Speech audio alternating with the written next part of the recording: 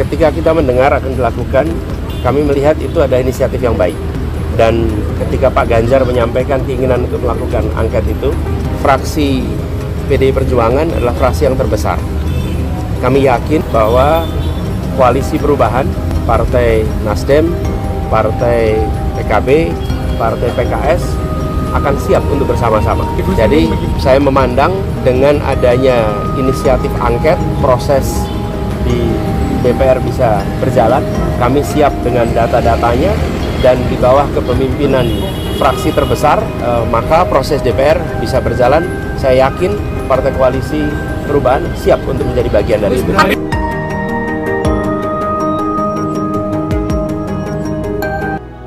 Ya, teman-teman, pemilu tahun 2024 ini sangat menarik untuk kita ikuti bersama, di mana paslon nomor urut 1 Anies Cak Imin dan juga paslon nomor urut 3 Ganjar Mahfud kompak dan juga mereka mengusung hak angket ya di DPR usut kecurangan pemilu tahun 2024 ini.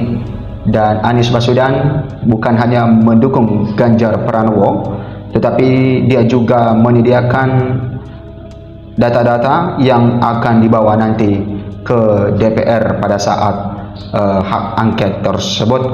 Nah, teman-teman, tentu kita masyarakat Indonesia memantau hal ini ya, bagaimana yang dilakukan oleh paslon nomor urut 1 dan juga paslon nomor urut 3 ini. Dan kita lihat nanti bagaimana keputusan di DPR setelah mereka menyampaikan hak angket ini di DPR, sehingga kita tahu apakah pemilu tahun 2024 ini sudah berjalan dengan aman atau sudah berjalan tetapi banyak manuver-manuver, banyak potensi-potensi atau kecurangan yang terjadi. Dan menurut teman-teman semua ya, apakah juga menurut Anda pemilu tahun 2024 ini berjalan dengan baik tanpa ada kecurangan, atau malah ya menurut Anda semuanya ya sudah terjadi kecurangan? Nah, teman-teman silakan ya menyampaikannya di kolom komentar sehingga kita tahu nanti ya bagaimana pandangan setiap orang, karena negara kita adalah negara yang demokrasi, negara yang bebas menyampaikan pendapat. Yang penting kita menjaga tata tutur kata kita ya, bagaimana cara etik kita berbicara, hanya saja itu yang kita jaga supaya tidak menimbulkan kegaduhan di tengah-tengah masyarakat. Tetapi kalau kita menyampaikan suatu pendapat kita dan juga apa yang menjadi saran kita untuk pilpres tahun 2024 ini tidak masalah. Nah, kita lihat teman-teman kompak, Anies dukung ide Ganjar soal hak angket DPR usut kecurangan pemilu. Ya, memang harus melalui hak angket teman-teman. Mengapa harus melalui hak angket? Ya, karena ketika ya kecurangan itu, dugaan kecurangan itu disampaikan kepada Mahkamah Konstitusi, maka di situ ada pamannya Gibran Rakabuming Raka, yaitu Anwar Usman, yang terkena juga pelanggaran etik berat pada saat itu karena dia meloloskan Gibran Rakabuming Raka ya. Akan tetapi kalau masyarakat juga mengadukan kepada pemerintah, maka ada bapaknya Gibran Rakabuming Raka, yaitu Bapak Presiden Joko Widodo, sehingga masyarakat bingung dengan hal ini. Dan tentu karena masyarakat mempunyai perwakilan di dalam pemerintahan, yaitu salah satunya DPR, maka masyarakat mengadukannya kepada DPR. Dan tentu ya DPR nanti tetap untuk mencari solusi dan juga menelusuri ya potensi-potensi kecurangan tersebut ya, karena DPR memiliki hak untuk itu.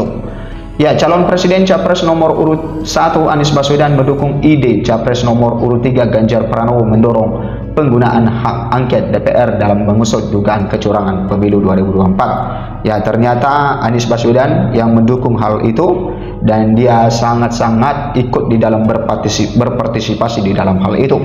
Pasangan Cawapres Muhaimin Iskandar itu menilai bahwa ide tersebut merupakan inisiatif yang baik, mengingat partai utama pengusung Ganjar yakni PDI Perjuangan atau PDIP juga memiliki kekuatan besar di parlemen. Nah, kita tahu teman-teman bahwa yang menguasai parlemen adalah PDI Perjuangan, yang mereka memiliki kekuatan terbesar di sana dan banyak yang menjadi kader PDI Perjuangan yang lolos untuk menjadi perwakilan rakyat ini. Ya, kami melihat itu adalah inisiatif yang baik, dan ketika Pak Ganjar menyampaikan keinginan untuk melakukan angket itu, fraksi PDI Perjuangan adalah fraksi yang besar.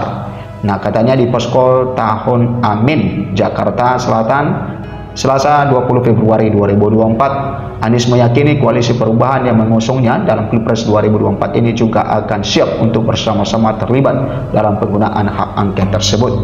Nah, teman-teman, ternyata bukan hanya capres yaitu Anies Baswedan yang mendukung hal ini, maka cawapresnya yaitu Muhaimin Iskandar juga mendukung ide dari Ganjar Pranowo ini untuk menyampaikan hak angket di dalam dugaan kecurangan pemilu tahun 2024 ini. Nah, beberapa waktu lalu di masa-masa kampanye ya beredar ya heboh dengan salam 4 jari. Nah, salam 4 jari ini ketika nanti terjadi Pilpres atau pemilu 2 putaran, maka kubu dari Ganjar Pranowo bersama dengan Anies Baswedan ini ya akan bersatu ya mengalahkan Prabowo Gibran. Dan ketika Anies Baswedan yang lolos, maka tentu kubu Ganjar Mahfud yang ikut di dalam ke Anies Baswedan, dan ketika Ganjar Mahfud yang lolos, maka kubu dari Anies Muhaimin yang ikut di dalam kubu Ganjar Mahfud. Dan sehingga itu cara untuk mengalahkan Prabowo Gibran pada saat itu.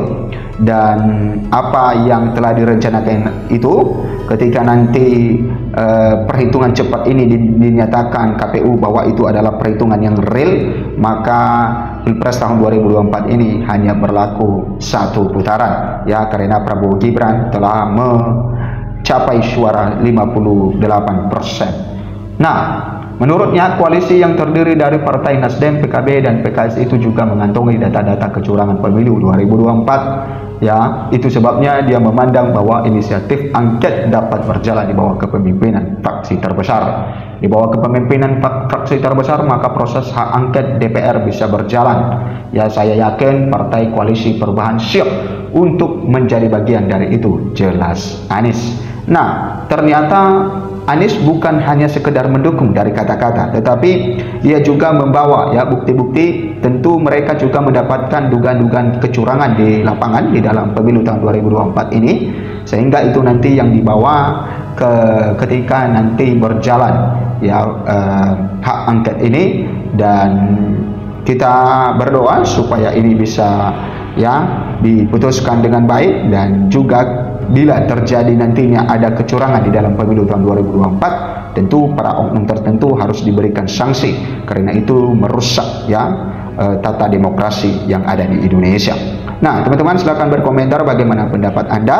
Apakah pemilu tahun 2024 ini sudah berjalan dengan baik, atau malah menurut Anda pemilu tahun 2024 ini bagusnya harus dilakukan pemilihan ulang? Terima kasih, sampai jumpa di video berikutnya.